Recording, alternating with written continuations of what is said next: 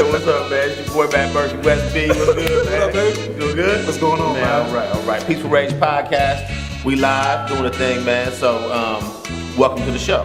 What up, man? Man, you know what? Just doing it. Listen, we want people to follow us, listen to us, subscribe, Instagram, Twitter, Facebook, all that, at Peaceful Rage Podcast. If you want to be a sponsor for the show, hit us at peacefulragepodcast@gmail.com. We got some creative packages we love to work out with you and all of that. I want to get all that out the way. That's actually impressive, though, bro, because, What? like, you never normally remember, like, our social media I know. or anything, especially when we had the radio show. You could never terrible. get it.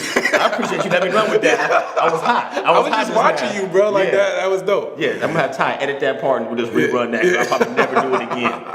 All right, so listen, the second episode, man. The first one we kind of got into, a little bit of what we're doing, who we are, where we're coming from. But I want to ask you a question, man. That I know a lot of people. We just going straight into We're it. going straight in, bro. All right, what's up, bro? A lot of people think that you are a racist and a homophobe, but only care about black issues. Damn. Why do you get so much love from white people? Hey, yo, he just jumped right into it. Yo, don't get it twisted. I did not know he was about to ask me that. This is a real, thorough, authentic moment right here. There's a lot of people. I don't even know. I think it's mixed, right? So we got some people here in the city who definitely ride with me. And like you said, it's really interesting. As we talked about in episodes before, right? When I was younger, just going through a lot of different stuff, learning, I used to tweet some of the craziest stuff. That's like my generation. Right. We would tweet and Instagram and Kick, and we would say the most wildest stuff you could say to get a laugh, right? So, I've said homophobic things. I've definitely said some offhand things. Nothing that I'm proud of. Nothing that like I would say now. It was just a 21, 22, 23-year-old just saying crazy stuff for a laugh, right? Never knowing I would be the individual I am now with this platform. And I do think it's interesting, as you said.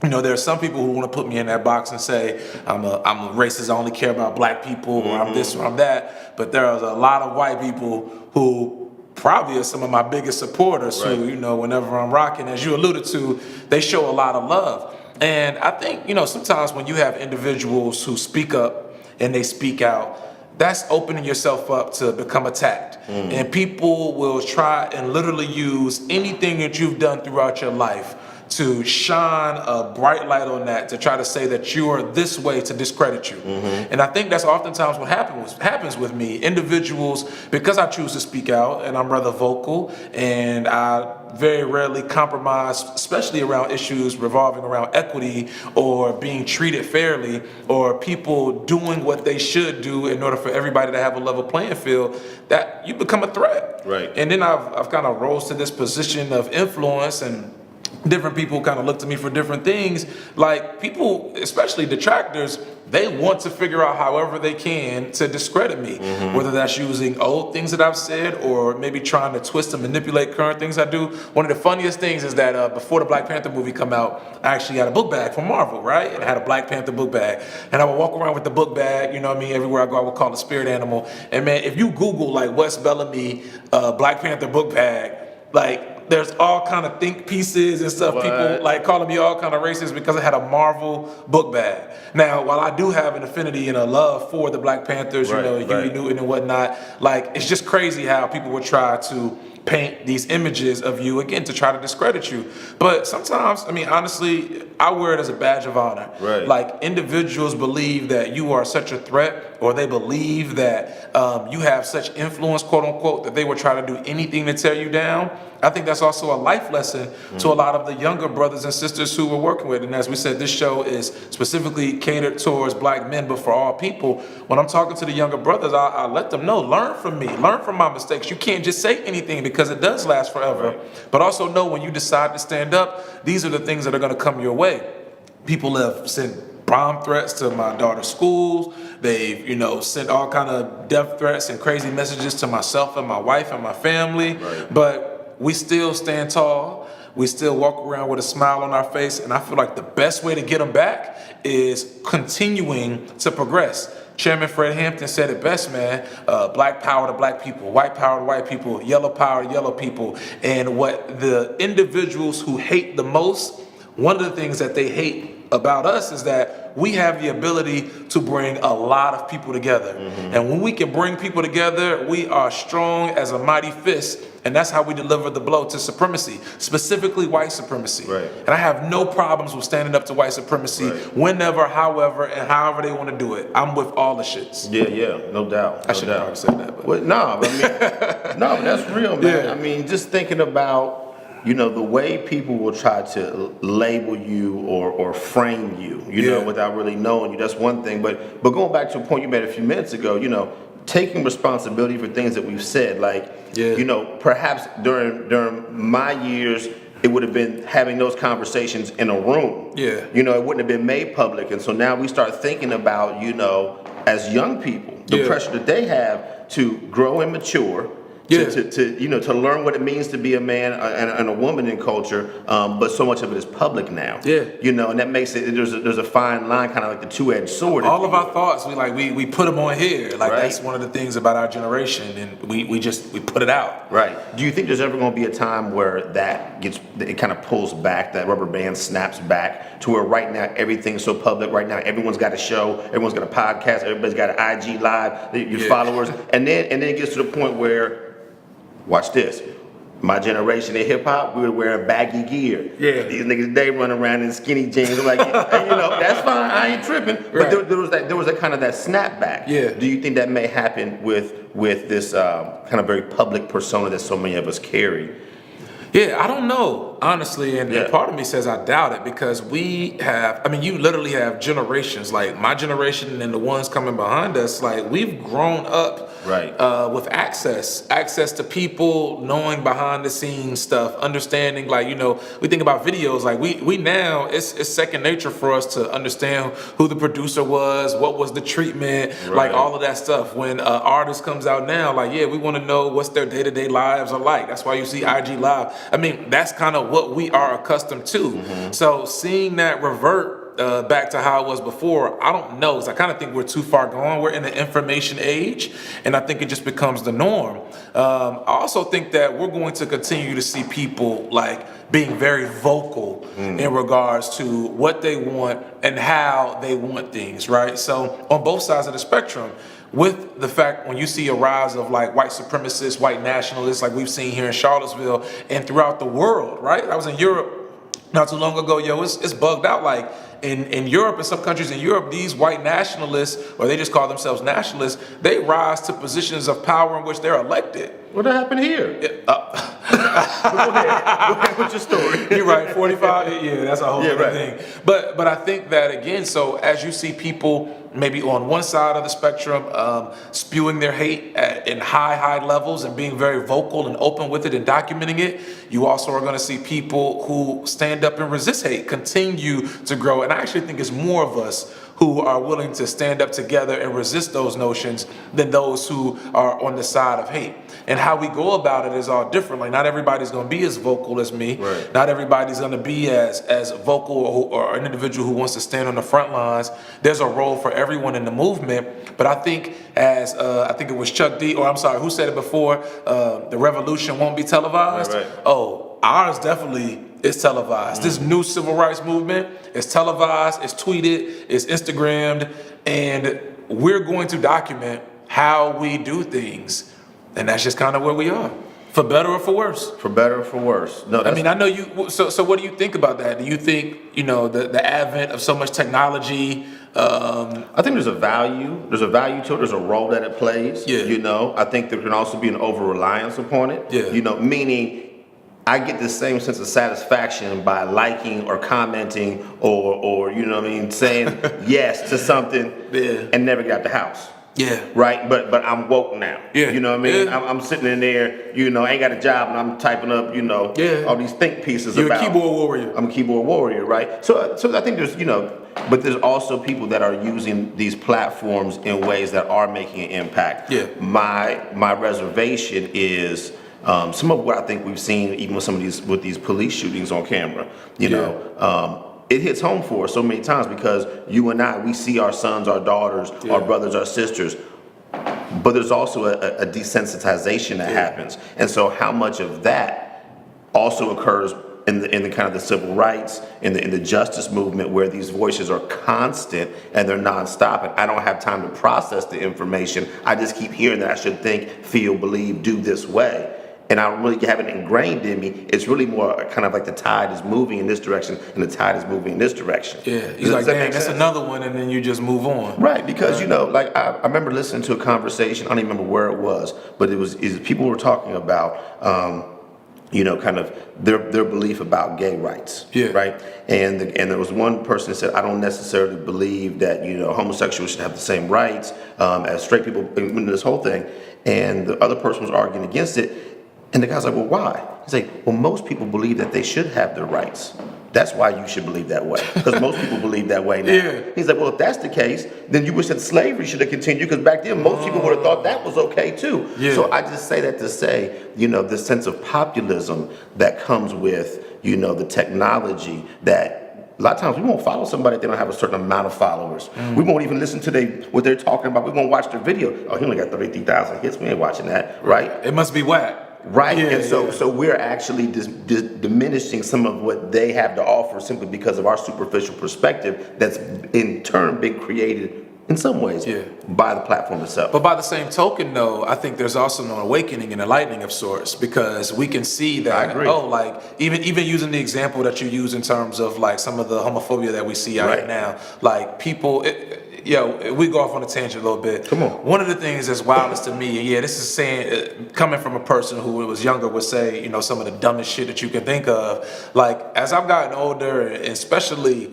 like kind of just grown up as a man, I think it's bugged out how, I'm just gonna be 100, how black people can sometimes say that we don't believe in supporting LGBTQ rights.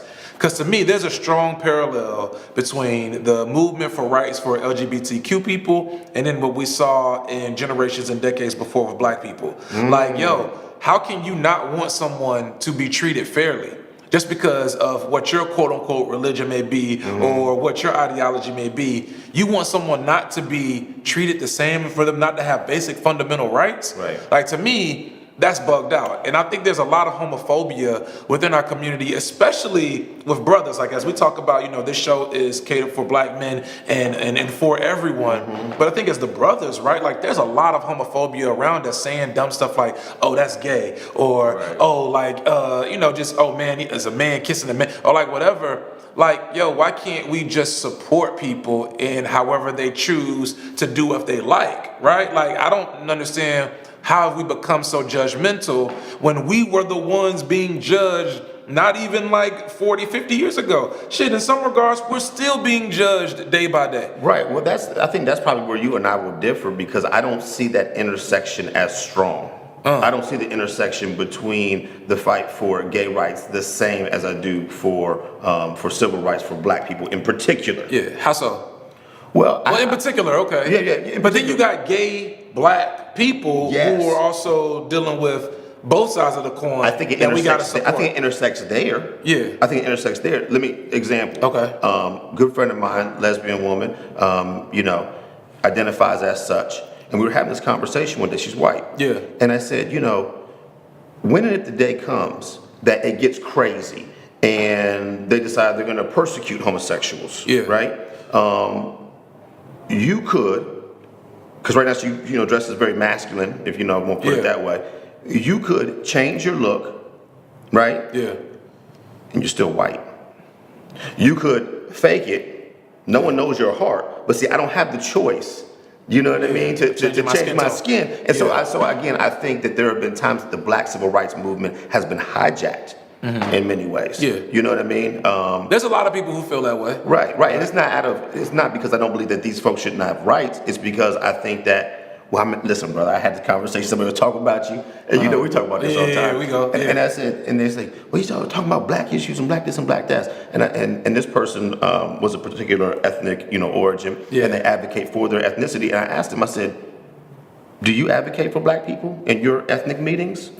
Or we ask you to advocate for us? Matter of fact, I'm gonna say, don't advocate for your people the way you would. Yeah. You know what I mean? Like, do that. Yeah. But don't get mad at if he's advocating for his people, I'm advocating for my people. Right. That's all I'm saying. So at the end of the day, yes, we can. I think some of those places they cross and they intersect, but a lot of places they don't. Yeah. You know what I mean? And it's imbalanced. You know what I mean? I think black people are often expected to jump on board and help everybody else's right for civil rights, but we don't see that reciprocated in many, many, many ways on a big level. I think now though we are though.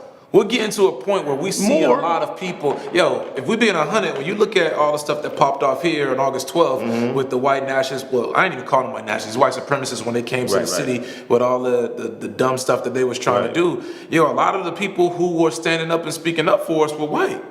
Yes. You know what I'm saying? Like, Yes. and even, I mean, I know just in my personal experiences when there's been issues revolved around race, yo, sometimes the brothers and the sisters will sit on the sideline. And what we've seen as of late is there are a lot of white people who are willing to put their quote unquote bodies on the line or use their voice or use their privilege to speak up. Now, some will say they should be doing that, right? Which I would agree with, but that doesn't negate the fact that they are. And I think that also when we're talking about black rights, LGBTQ rights, or issues are going on in Syria or homelessness, or there's like so many issues going on, sometimes people get fatigued. But I don't think there is a problem or anything wrong with us lending our voice, if nothing else, in support and doing no harm, right? So, like, if Pride, I mean, just me personally, when Pride has their rallies here, Charlottesville Pride or whomever, like, I rock with them. I'm going to be there. You know what I'm saying? Like, I'm going to come to your festival. I'm going to be at your rally because I see a clear parallel between what they're going through and what I'm going through. And that may be a generational thing, right? But, you know, it is what it is. I just don't like, for specifically black men, the hyper, like, masculinity and where it becomes toxic. Right. Because don't get it twisted, like a dude can be black and he can be gay and he'll still whip your ass. That's right. Like don't get it twisted. And like a dude can also be gay and he can be black or they can be trans and gay, or they can be like, you know, they can be whatever and still lend their voice to help you. Or I bet you this. Right. Get robbed or get in a car accident and your car flipped over. Right. I can guarantee you wouldn't care if the person was gay or white or whatever. Not at all. When it's time for them to come save you. Yeah. Same thing. So I feel like, yo, there's parallels in the movements, and sometimes we get caught up in the trick bag and things that people use to divide us, opposed to figuring out how we can work together, because the enemy has been the same. The enemy in terms of the individuals who do not want to see us prosper. That's true, but I think there's also a danger of getting watered down. Yeah. You know, I think the parallel, I agree. I think I can see those parallels at the same time. My reservation is to not be co-opted by, you know what I mean, by another movement who happens to maybe have a louder voice or more influence or more power, and all of a sudden we're sucked up into this thing. Yeah. You know what I mean? And you and I have been in enough meetings together where we hear how things get watered down. It starts off very black, it starts off very, you know, specifically directed, and it turns into, well, just kind of all people and minorities and this and that and this and that. Get out of here with that bullshit, man. Like that's the frustration on the other side of it. The notion that kind of the trickle down effect or having a baseline for all people will eventually bring everybody to rise to the top. That's some bullshit. Like, because we're not at the same baseline anyway. We didn't start the same. And I think even with the women's movement, the sisters saw that. Shout out to my sis Tamika Mallory and you know, Brittany Packett and several others, Wakenya Clan, who were very vocal that even during the Women's March that they helped plan and helped organize, they were very clear that they didn't want their voice to be co-opted. Right. Like, yo, black women been holding it down. So don't even get it twisted. Like, we haven't been doing our part. Oftentimes it's been y'all that haven't been doing their part. But so I agree with what you're saying. Again, I just like for us to be able to build alliances. Sure. Because there's a value in this. Like the issues that we're facing are so difficult.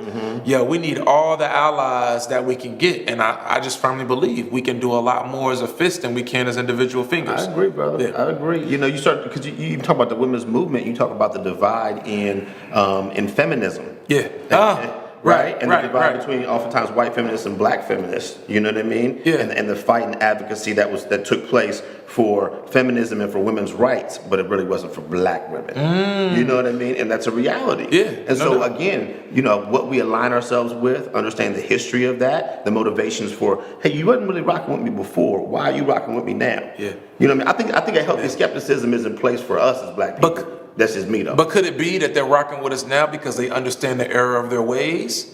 Maybe. I'm just saying. I mean, I think time will tell. Time will tell. I think because we're in a new phase now, and we have to live this out. So that leads me to something else, especially as we're talking about the sisters.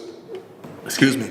especially as we're talking about the sisters and what's popping off, then how do we as brothers support our sisters? I saw something the other day on Twitter, and it was wild, and the dude was saying, yo, if I'm with my girl and we're walking down the street and there's 5 dudes and they hissing at her or trying to get at her or one touches her, it's 5 of them. Do I fight? Or do I tell her, like, come on, baby, let's go? Or if they acting like they're going to beat me, do I just run? It was like an ABC. Okay. And everybody had all these crazy answers. And I was like, damn, dog, like, we've got to a point where we have to question how we defend our women's honor. And then also in that, how do we show our support to our sisters is really important to me. Like, I have daughters. Right. And I want to make sure that my daughters know that no matter what, like, when the man that you with, whoever or whomever you choose to love, but specifically if it's a man around and if it's a black man around, he better be doing his damnness to make sure that you feel safe and protected at all time, even if that means sacrificing himself. But that's just fortunately, life is not a multiple choice question. Right? So context is obviously important. You know what I mean? Right. So back to your question, how do we support sisters in that cause? I think about your context. Yeah. Think about the sisters in your life that you can support and encourage and help promote them in the positive direction. So, we may not all be in a space to go march somewhere, but we may be in a space to pick up a little extra and help our baby sister.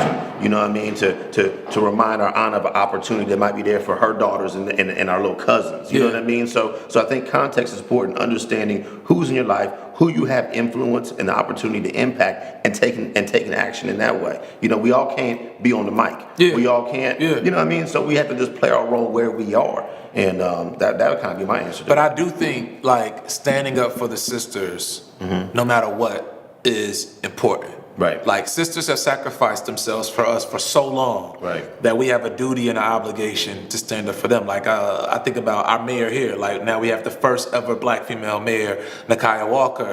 And what we've seen in traditional years, like, years past, the vice mayor normally becomes the mayor. And, like, I declined her nomination. Like, she nominated me for mayor, and I declined her nomination and talked about how important it was for us to elect her as mayor to make history, because I believe that she was the best person for it. Like, I feel like brothers as a whole, we've seen this throughout the country, where brothers get involved in politics and there's a sister who's clearly the best person, and like they damn near sabotage the campaign by them wanting to run and them wanting to be in the lead. Like, brother, you can lead and support from the back.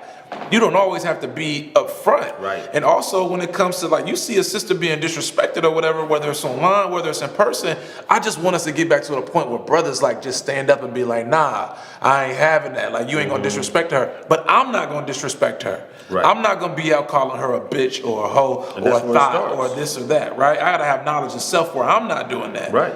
But that's where it starts.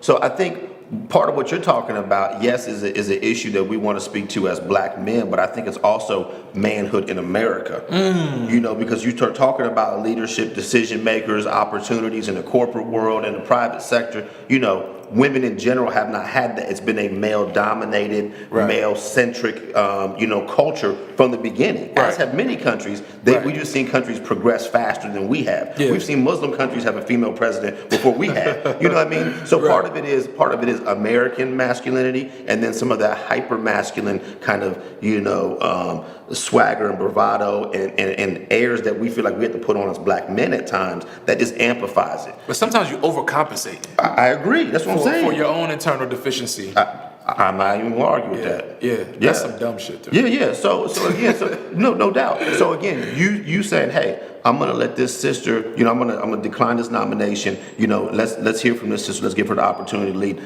Those are things that we have to be able to do as men as well. Just like we would expect white people to not try to tell us how and what we should talk about. There's times and situations where women are leading or speaking that we as men need to sit back and listen and learn, because their voice hasn't been heard in the same way. Yeah. You know what I mean? As we've been had that opportunity for years. It's so crazy, yo. Like, I teach at Virginia State, right? Virginia State University. Shout out to the Trojans, Trojan Pride, right? So I teach a new civil rights movement class, right?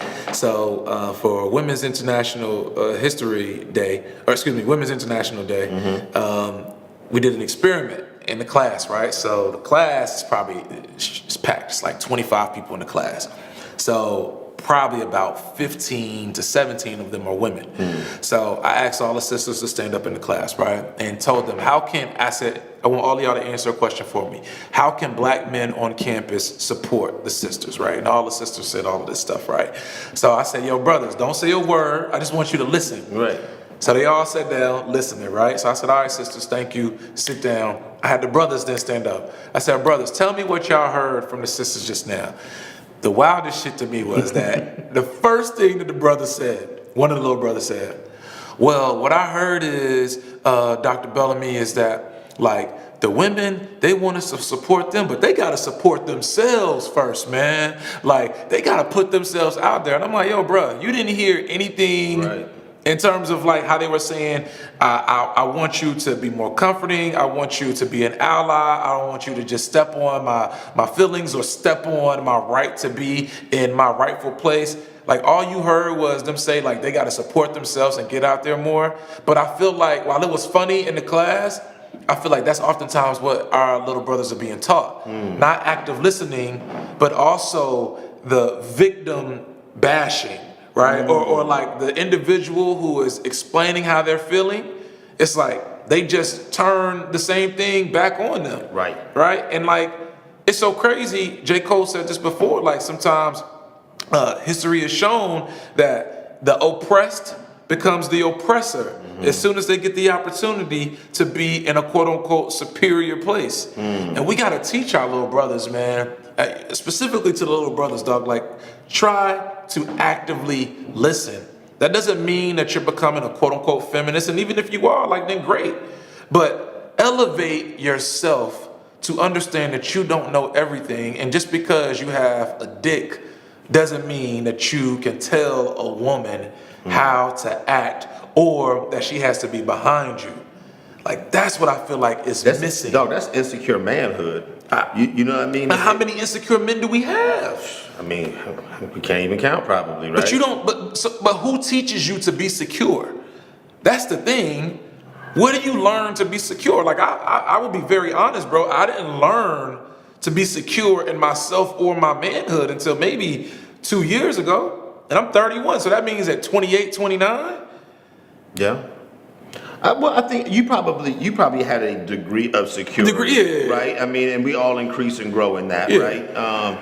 But yeah, I mean, if you got a young man who's insecure in himself, and then he sees a strong sister step up, he's not gonna know what to do with that necessarily, right? You know, and so that's some of what we have to learn as men. That's something that we need to be able to model as men. Like, you know, this is what it means to be with a strong woman. Yeah. You know what I mean? And not be afraid or ashamed of what she's able to do together or apart from you. Yeah. You know, so yeah. Manhood 101. Right? Here we go. Here we go. Yeah. Well, yo, let's take a quick break, man. We'll be right back. Peaceful Rage Podcast. Matt Murph, Wes Bellamy. We'll be right back. Peace.